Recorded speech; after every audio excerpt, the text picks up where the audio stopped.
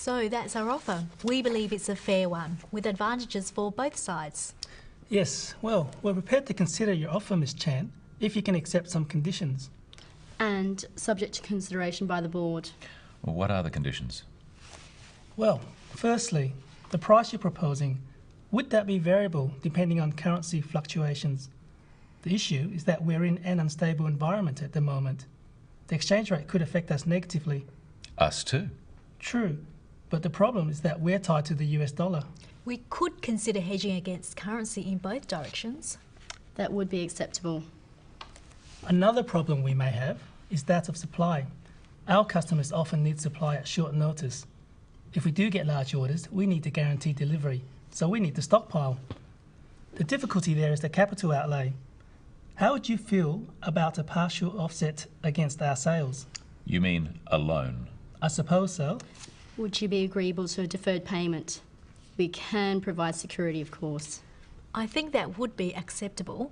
Unfortunately, I would need to get board approval for it.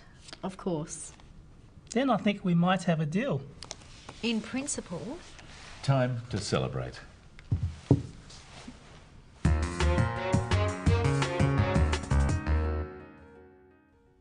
In negotiations, it's usual for each side to have conditions that make the deal better or safer for them. A condition is a change in the terms of a deal which is necessary before one side or the other agrees. Yes, well, we're prepared to consider your offer, Miss Chan, if you can accept some conditions. And subject to consideration by the board. Notice that Victor uses language carefully. He doesn't say, "We agree to your offer." He says, "We're prepared to consider your offer." He is signalling to the other side that there is a chance for agreement by using the word consider, which means think about. He then makes this conditional by saying, "if you can accept some conditions." In English, using the word if in this way is called a conditional. Victor is saying, "We can consider your offer if you can accept some conditions." One part of the sentence is conditional on or depending on the other. The negative is also true. If they can't accept the conditions, Victor can't consider the offer. Notice that Sue adds subject to consideration by the board. Subject to is another type of conditional phrase. She means we can agree if the board agrees. Subject to is a legal phrase meaning only if or only after. There are a number of expressions you can use when giving a condition. Try them after me. Subject to the board's agreement. Conditional on the board's agreement.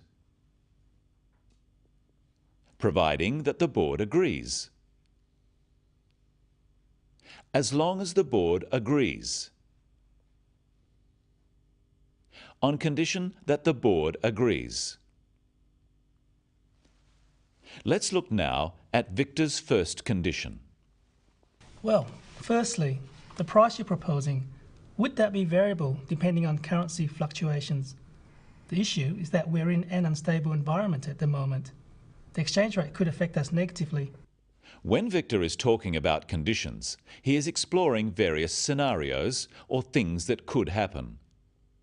Notice that he explains what the problem is. He says, the issue is that we're in an unstable environment.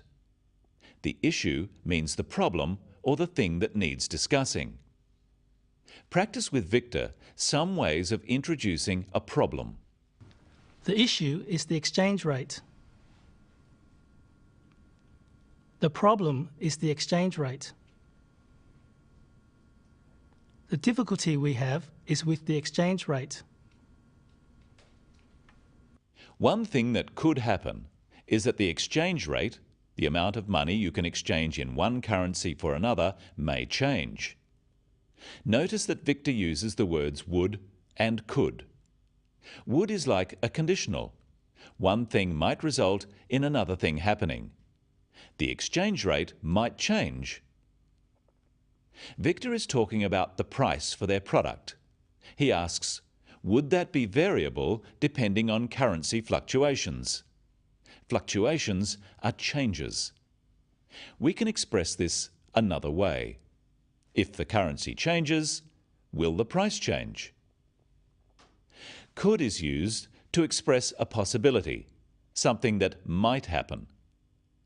Victor says the exchange rate could affect us negatively. Notice that you can say something will affect you negatively, it will have a negative or bad effect, or positively, it will have a positive or good effect. What is Lynn's response to this first condition or concern of Victor's?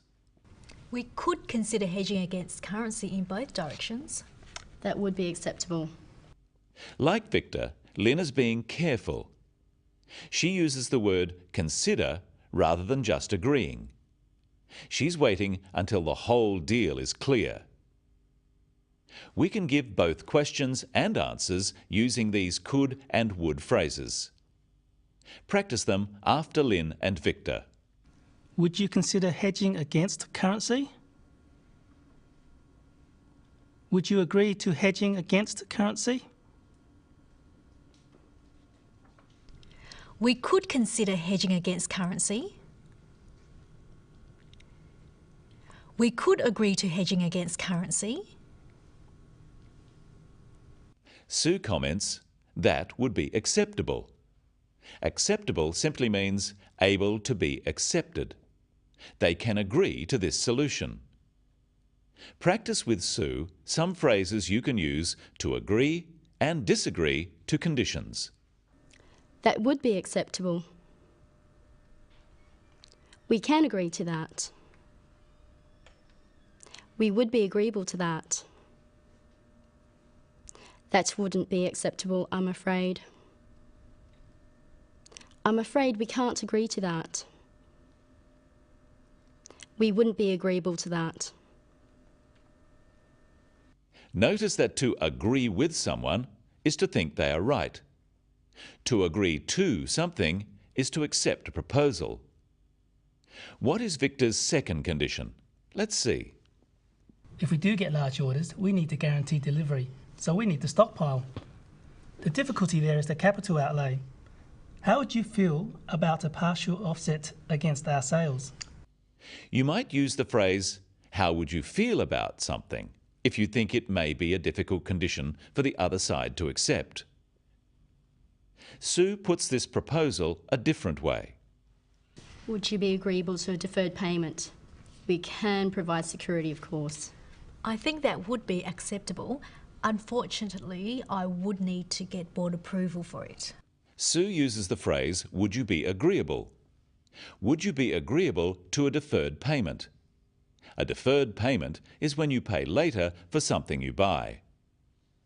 Lynn thinks this condition is acceptable, but she makes it conditional on board approval by saying, I would need to get board approval. Notice the stress on would. Practice some phrases you can use for this type of condition. That would have to have board approval. The board would need to approve that. That would be subject to board approval. Sometimes conditions depend on other conditions.